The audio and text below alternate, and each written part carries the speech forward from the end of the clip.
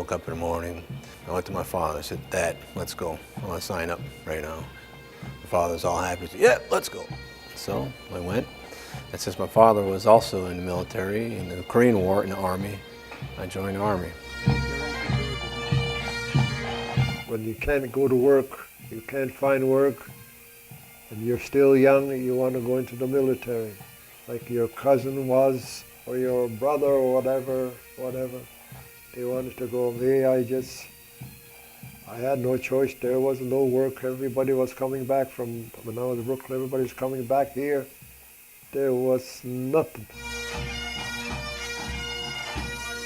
The USS Lexington, also known as Lady Lex, was my grandfather's home for a good portion of his military career during World War II. One day I came upon this rich military history in my family, and I never really had anything concrete until I came upon all this stuff. I found out that he was a shipfitter 3rd class and had traveled to different ports of call like Formosa or Palau in the years 1944 and 1945. And I discovered through some of his pictures that he was aboard the U.S. Missouri when Japan surrendered to the U.S. And what an amazing story that is, to be a part of something like that.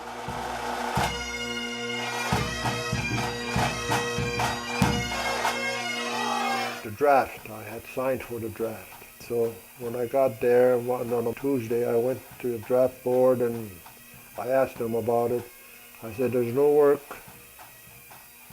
There's no work. I says, can you make it soon? She says, all right. She says, we can do that. We'll mail it out now and you'll get it 4 o'clock in the afternoon.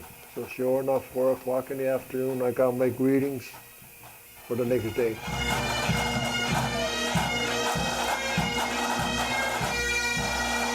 I had heard through family members that my grandfather had won the Navy Cross, that when the USS Lexington sunk, that he had saved some of his crewmates. I've never personally seen the medal, but I have had people talk to me about it, and he also does have documentation from Harry S. Truman, and it came from the White House.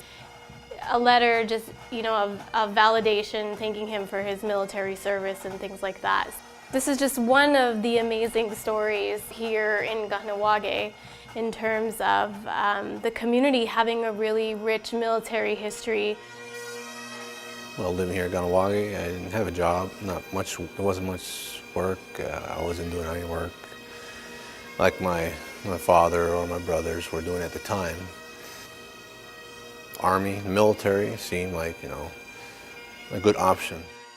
Many of the families from this one small community have actually had a family member or is connected to somebody that has served in the U.S. or Canadian military.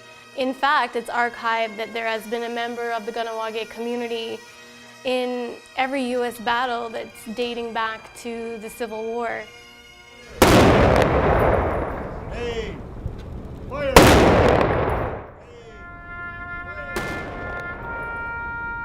I mean, you just go in at our Legion Hall and look on the ceiling. See all the faces.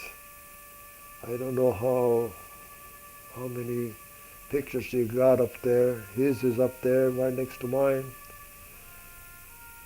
But we over 200.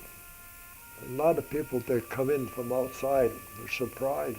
In a little town like this, so many military.